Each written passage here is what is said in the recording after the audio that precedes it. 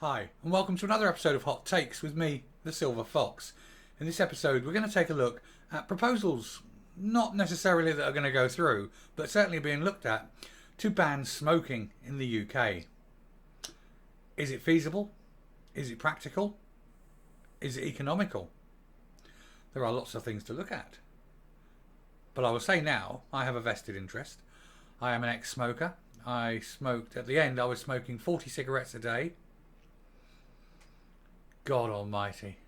I smoked them for 30 odd years and then decided I've had enough, went cold turkey, and over the course of a week climbed the walls, but at the end of it, never smoked another cigarette. It's hard to give up. It's really hard to give up. But giving up is truly one of the best things you can do, especially when you look at the amount of tax on them. But anyway, we'll look into this report and see what's happening. So, this is the thing. Children could be banned from buying cigarettes for life under bold plans to make the UK smoke-free. Sajid Javid backed report's 15 recommendations, including stopping supermarkets selling tobacco and letting NHS doctors prescribe vaping. I don't think it's going to work because the moment you ban anything, and this has been seen time after time after time after time, the moment you ban it, you increase crime. One only has to look at the banning of alcohol in America in the 20s. Didn't last long, simply because the criminals moved in where the legitimate market moved out. And the problem is the criminals don't care what they're selling you. If you can't sell a legitimate product and you're buying an illegitimate product, you have no control over what's in it. So I think it's actually a bad idea to ban it. But I don't disagree with encouraging the giving up of smoking or encouraging people not to take it up. And by encouragement, I both mean, the wagging finger, don't do it, it's dangerous for you, like that. The making it increasingly more difficult to find a place in which to smoke, and continue to tax the hell out of it. Says an ex-smoker. But I don't think banning is the way to go. I'll just get that out of the way. It's just simply because of experience we've had with every other time we've tried banning things. Anyway, moving in. Independent tobacco report commissioned by Health Secretary landed today, making 15 recommendations. It calls for age of buying cigarettes to be raised every year until no one can legally buy a tobacco product. However, the proposal, which is already in place in New Zealand, is expected to be rejected by ministers. Yeah, and I can think of several reasons, not least of which is money. But moving in. So, children should be banned from ever being able to buy cigarettes, according to the recommendations unveiled today. The age limit for purchasing cigarettes in England, currently set at 18, should rise by 12 months every year until no one can legally buy a tobacco product, a government review has set out. Health Secretary Sajid Javid tasked the former children's charity chief, Javed Khan, with finding ways England could be smoke-free by 2030, defined as less than 5% of people smoking. So, can you get it down from current levels, which I think is quite low anyway? Currently it's 15%. So, they want to take the 15% of smokers and reduce it down to 5%. However, the proposed policy, which is being rolled out in New Zealand, and means anyone born after 2008 will never be able to buy cigarettes legally, is expected to be rejected by ministers. Among the review's 15 recommendations are proposals for the NHS to prescribe e-cigarettes and vapes to smokers, and tobacco giants could face an extra 700 million in tax every year to fund quitting support and e-cigarettes on the NHS. So they'll get everyone hooked on e-cigarettes, vaping, and then in 10 years they'll start banning that. I don't have a problem with that. I'm not one of those anti-smoking, I'm an ex-smoker and therefore I'm a terrible anti-smoker. I do respect people's freedoms, but I also think sometimes their health needs to be booted up the backside. So I'm not one for banning the smoking, making that clear, but I do feel it should become an increasingly more difficult thing, especially for young people. It also suggests that supermarkets and websites should be banned from selling tobacco, and retailers should have to apply for a tobacco licence to limit where they can be sold. The recommendations in Dr. Khan's tobacco report are expected to go to consultation before they are implemented. And the consultation will probably reject it for many, many reasons. But the one I would suggest would be the very first item that's about to be mentioned here. Around 6 million people smoke in the UK, and it is behind 64,000 deaths every year. These people are going to die. They're going to die of something, and if they don't die of smoking-related diseases now, they'll die of something else later on. You cannot prevent their deaths. So quoting the number of deaths is immaterial. Those deaths are going to happen. You're simply going to delay the deaths. Anyway, the NHS spends £2.4 billion every year treating smoking-related conditions. And there's the nub. Smoking costs the UK £2.4 billion every year. That's a lot. Thankfully, tobacco duty, raises nearly 9 billion a year, over 3 times as much. So the smokers pay for their own cure, or pay for their own treatment. And not only do they pay for their own treatment, they pay twice more in terms of tax that goes into central government funds, but ultimately things like the NHS. And remember that the smokers die younger and therefore don't get as much pension costs. Indeed, it is laudable that the smokers do such good for the nation. They pay all that tax and then they don't take as much out in pensions. They're great guys, and we should applaud them for smoking. No, really, we shouldn't. But you can see the economic argument.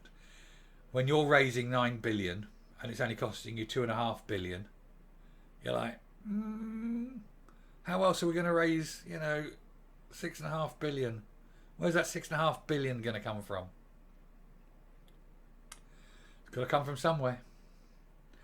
The Khan Review found that England will miss its 2030 smoke-free target by at least 7 years without action, and smoking rates in the poorest parts of the country will not fall below 5% until 2044.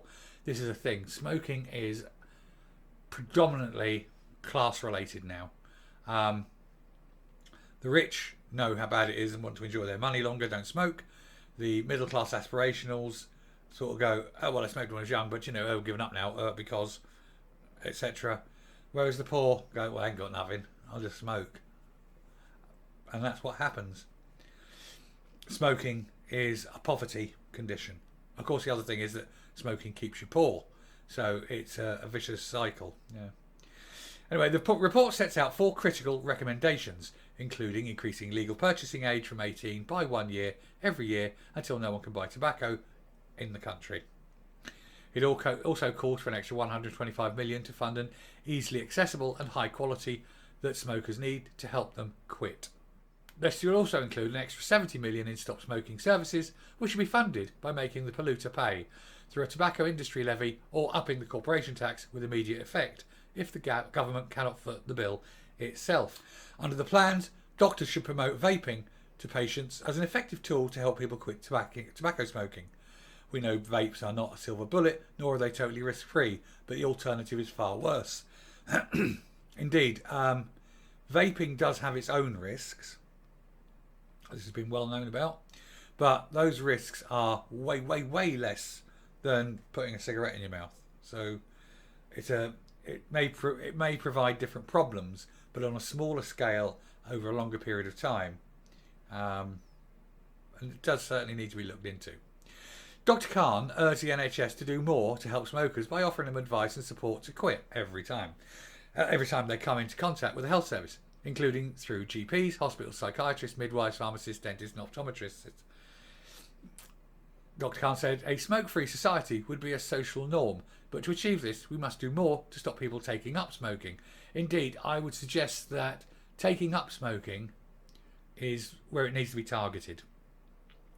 Given how hard it is to stop smoking, a lot of people just will not stop. And I speak from experience.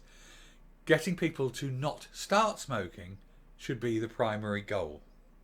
Make smoking as unattractive as drink driving. Make it non-social. Make it shunnable in society, especially with the young. The young should be using peer pressure to go, oh God, don't smoke, don't smoke. Oh, what's wrong with you? If you're going to smoke, we're not going to hang with you. Things like that. You know how the young are. It's possible you could make a campaign to drive smoking against the young. I know. Control of the young by government, kind of anathema to how I stand. But in some cases, it is justifiable, I think. This is Dr. Khan continuing. My holistic set of recommendations for government will deliver this whilst saving lives, saving money, and addressing the health disparities associated with smoking. You won't save any lives. People will continue to die. They'll just die later. Giving up smoking doesn't stop you from dying. He also says that it will save money. No, it will cost money. As I say, you'll be giving up $6.5 billion a year in tobacco duty. And it will address the health disparities associated with smoking. That one I'll give you. My proposal is not just a plan for this government, but successive governments too. To truly achieve a smoke-free society in our great country, we need to commit to making smoking obsolete once and for all. Yeah, and I mean, I agree with the principle, but I don't agree with the direction. As I say, the people who currently smoke are going to find it very difficult to give up. Let's not force them. Let them be the last generation. Let's stop the new ones taking it up. He told Radio 4's Today programme, I think we need to do everything possible that we can to reduce the uptake of smoking in children. We know that most people become addicted to tobacco in their teenage years and certainly before the age of 25. And we know that smoking prevalence in that age group is the highest compared amongst all other age groups. Anything we can do to reduce uptake is welcome. It is there. I think one of the things you need to do is continually raise tax. I think it'd be very bad or virtually impossible to ban tobacco, to ban cigarettes. There's too many people lobbying, the other way for it. But that's fine. Don't even entertain the legislation of banning tobacco. Because if you don't bring in the legislation to ban it, they can't fight it. But there's nothing stopping the Chancellor, this Chancellor, the next Chancellor, the next 10 Chancellors, from slapping £2 a packet every year. And when people are forced to pay £60, £70 for a pack of 20, they may think twice. Professor Sanjay Agrawal said the rule would be a gradual one that increases by age every year, while a US-style approach where the age is increased from 18 to 21 was more severe. But he said the New Zealand approach should be part of the suite of measures that also helps current smokers to quit and for smoking to be made less affordable and available. He said that Britain has to take the opportunity to support the next generation so they are not exposed to the harms of smoking.